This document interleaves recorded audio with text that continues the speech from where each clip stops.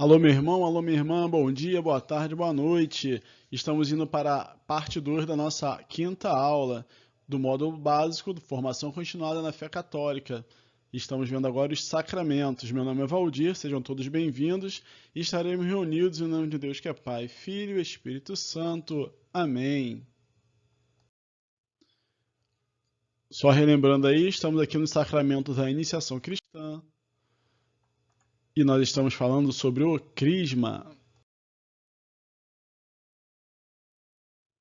Nós vamos ver agora como é que é a ação do Espírito Santo. No Antigo Testamento, o Espírito Santo vinha, a pessoa era ungida, tinha uma missão a ser cumprida, e quando aquela missão acabava, o Espírito Santo retornava.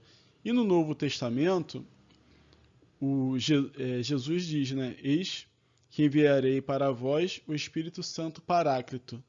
E esse Espírito Santo, após a vinda de Jesus, ele permanecerá conosco até o fim dos tempos. Então nós vamos ver aqui no Novo Testamento a ação do Espírito Santo da mesma forma que nós vimos lá no Antigo Testamento. Nós vimos lá umas 4 passagens, se eu não estou enganado, mas nesse aqui nós vamos ver mais e dar uma ênfase melhor para a compreensão de vocês aí, tá legal? Então lá em Lucas capítulo 1, versículo 35, diz assim: Respondeu-lhe o anjo: O Espírito Santo descerá sobre ti, e a força do Altíssimo te envolverá com a sua sombra. Por isso, o ente santo que nascer de ti será chamado Filho de Deus. Olha aí o anjo falando com Maria, e logo aqui nós vimos, né? O Espírito Santo descerá sobre ti. Aqui nós veremos a unção. Lá em Lucas 4,18, Jesus tinha sido batizado por João Batista, ele tinha sido levado pelo Espírito Santo ao deserto, ele foi tentado, e na sua volta ele entra lá na sinagoga, pega os papiros e lê essa passagem lá em Lucas 4, capítulo 18, que diz assim: O Espírito do Senhor está sobre mim, porque me ungiu, enviou-me para anunciar a boa nova aos pobres, para sarar aos contritos de coração, para anunciar aos cativos a redenção, aos cegos a restauração da vista, para pôr em liberdade os cativos, para publicar o ano da graça do Senhor. Coloquei aqui 18, tá? Mas eu li o 18 e o 19. E essa leitura, ela pode ser conferida também lá em Isaías, lá no capítulo 61, ok? E o Espírito Santo, ele também é movimento. Continuando aqui em Lucas, olha só, lá no versículo 1 do capítulo 4, diz assim: Cheio do Espírito Santo, voltou Jesus do Jordão e foi levado pelo Espírito ao deserto.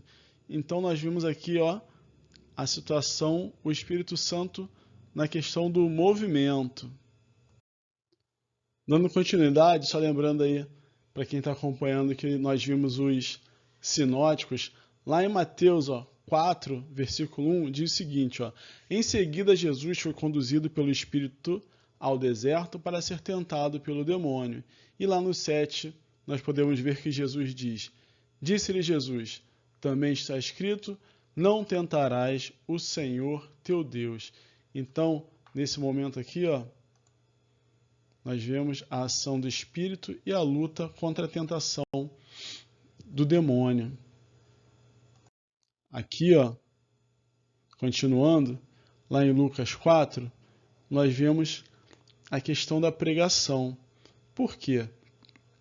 Jesus, ele vai passando pelo deserto, passa pelas tentações, e então ele volta cheio do Espírito Santo.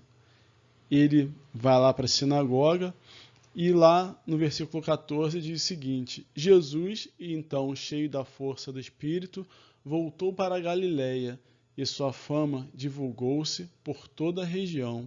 Por que eu falei sinagoga? Porque aqui, em Mateus 12, nós podemos ver o seguinte, Mateus 12, lá no versículo 18.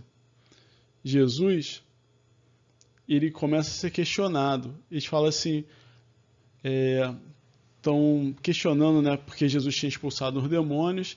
Aí ele diz o seguinte: mas se é pelo Espírito de Deus que expulsa os demônios, então chegou para vós o Espírito de Deus. Então, continuando, nós temos aqui, né, só recapitulando, nós vimos aqui, a ação do Espírito Santo na concepção, a unção de Jesus quando ele foi batizado no Jordão, a ação do Espírito Santo em movimento, quando Jesus é levado ao deserto, o Espírito Santo aqui na luta contra o demônio, quando Jesus estava lá no deserto, estava sendo tentado, e ele vai repelindo Satanás, a pregação, quando Jesus começa a pregar, a falar das maravilhas do Evangelho, a libertação, lá em Mateus 12. Só dando uma olhadinha aqui de novo em Mateus 12, só um minutinho, lá em Mateus 12, versículo 28, né, que ele fala assim, né? Mas se é pelo Espírito de Deus que expulsa os demônios, então chegou para vós o reino de Deus. Então, isso aqui é mensagem de libertação, tá? E essa libertação é uma libertação que o povo estava muito preocupado ainda porque não sabia se Jesus era o Messias. Eles queriam sinais, queriam prodígios, e eles questionavam muito, estavam muito preocupados para saber se Jesus era mesmo o Messias. Então, os fariseus, os mestres da lei, os doutores, ficavam todos questionando as ações de Jesus, mesmo sendo ações boas, ao ponto de dizer que ele expulsava os demônios em nome dos demônios. Aí depois, em outra passagem, vamos ver que Jesus fala, como é que um reino dividido entre si vai se sustentar. E aqui, em Lucas, lá no capítulo 4, versículo 18, diz o seguinte: o Espírito do Senhor está sobre mim, porque me ungiu e enviou-me para anunciar a boa nova aos pobres, para sarar os contritos de coração, para anunciar aos cativos a redenção, aos cegos a restauração da vista, para pôr em liberdade os cativos, para publicar o ano da graça do Senhor. Ou seja, aqui em Lucas 4, versículo 18, eu li também o 19, Jesus vai falando de todos os milagres que ele vai realizar. Nesse momento aqui, ele tinha sido batizado no Jordão, ele tinha ido ao deserto ser tentado, tinha voltado para a cidade e nesse momento ele tinha entrado na sinagoga. Essa leitura aí, essa leitura que ele fez lá no templo, é a leitura lá em Samuel não, lá em Isaías, capítulo 61. Quem puder depois dar uma verificada. Continuando aqui, para terminar essa parte aqui das leituras, Jesus, ele é único. Lá em João, capítulo 13, nos seguintes, diz o seguinte, fala assim: quando vier o Paráclito, o Espírito de verdade, ensinar-vos-á toda a verdade, porque não falará por si mesmo, mas dirá o que ouvir, e anunciar-vos-á as coisas que virão. Ele me glorificará, porque receberá do que é meu, e vô-lo anunciará. Tudo que o Pai possui é meu, por isso disse, há de receber do que é meu, e vô-lo anunciará. Parece bem confuso, né? Mas a grandeza de Jesus realmente é uma coisa maravilhosa. Ele é único. Ele exprime aqui toda a sua grandeza e fala como ele e o Pai são um só e como o Espírito Santo completa a Trindade e como esse Espírito Santo é o que vai glorificar o seu nome, porque Jesus subirá aos céus, ascenderá e virá o Espírito Santo que estará conosco todos os dias, até o fim dos tempos. Então, meus irmãos, nós vimos aí a ação do Espírito Santo no Novo Testamento. Eu reduzi bastante as passagens, né? Fiz um apanhado. Eu estava pensando em fazer um exercício, deixar uma lista, mas eu preferi pegar esses trechos, fazer uma leitura com vocês, para entenderem mais ou menos a dinâmica da ação do Espírito Santo. e falar agora os efeitos da confirmação. Esses efeitos da confirmação do crisma, né? A confirmação é o crisma, significa o quê? Que é a efusão do Espírito Santo. Nós somos assinalados, nós somos ungidos, nós somos... Não vou falar que nós somos batizados, né? Não é rebatizados, nós somos crismados, nós recebemos o santo óleo que nos torna soldados de Cristo. Se pelo batismo nos tornamos filhos de Deus, pelo crisma, com a unção, nos tornamos soldados. Nós recebemos a missão de anunciar o Evangelho, porque nós recebemos os dons do Espírito Santo. A celebração do crisma, que é a confirmação, ela é a efusão do Espírito Santo. Ele nos enraiza mais profundamente na filiação divina, que nos faz dizer Abba, Pai. Isso está lá em Romanos, capítulo 8, versículo 15. Nos une mais solidamente a Cristo, aumenta em nós os dons do Espírito Santo e torna mais perfeita a nossa vinculação com a Igreja e nos dá a força especial do Espírito para difundir e defender a fé pela palavra. Nos tornamos, então, soldados de Cristo. Eu falei sobre os dons do Espírito Santo. E quais são os dons do Espírito Santo? Eles estão aqui, ó. Entendimento, sabedoria, conselho, fortaleza, ciência, piedade, temor a Deus.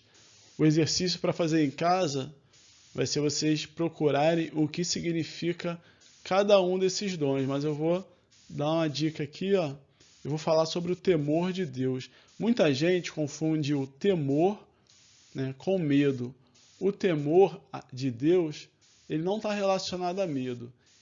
O temor pode ser entendido da seguinte forma: é você amar tanto a Deus, mas amar tanto que o seu temor é de fazer alguma coisa errada, de cometer um pecado, que você vai deixar nosso Senhor triste, né? Então, assim, o temor de Deus é você amar tanto ao Senhor que você não quer fazer nada de errado para magoá-lo, para entristecê-lo. Então, esse é o temor a Deus. Nós devemos temer, sim, mas também devemos ter o temor, porque esse temor é o que nos faz seguir adiante, procurando sempre os caminhos retos e longe do pecado. Então, fica aí de dever de casa, vocês procurarem aqui, ó, os dons do Espírito Santo, anotem e vejam o que cada um significa, ok? Então, meus irmãos, da mesma forma que eu fiz lá na aula do batismo, né, quem pode ser batizado, e agora, quem pode receber o crisma? De acordo com o Catecismo da Igreja Católica, que é essa sigla aqui, o SIC, lá no número 1306 diz o seguinte... Ih, tá errado aqui, ó. Pera aí. Ah, pronto. Consertei. Tá aqui, ó. Não tá mais toso, está todo. Então, continuando aqui, ó. Catecismo da Igreja Católica, no 1306, tá escrito o seguinte, ó. Todo batizado, ainda não confirmado, pode e deve receber o sacramento da confirmação. Então, aí, todas essas pessoas podem receber o crisma. Ué, mas e se a pessoa não tiver sido batizada? Então, o catecumenato para os adultos funciona da seguinte forma: caso ele ainda não tenha sido batizado, nem recebido a primeira Eucaristia, então como que é feito o rito? Ele é batizado, crismado e recebe a primeira Eucaristia no primeiro dia. Então isso eu vou falar mais lá na frente, ok? Na outra aula sobre Eucaristia, e vou dar essa palhinha aí também sobre o crisma, ok? Vamos lá, pessoal, dando continuidade. Agora vem a pergunta, hein? Quem pode crismar?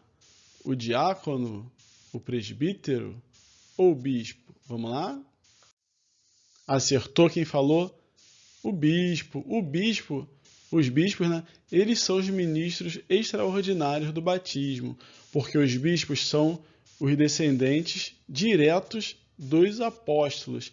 Onde está o bispo, está a igreja.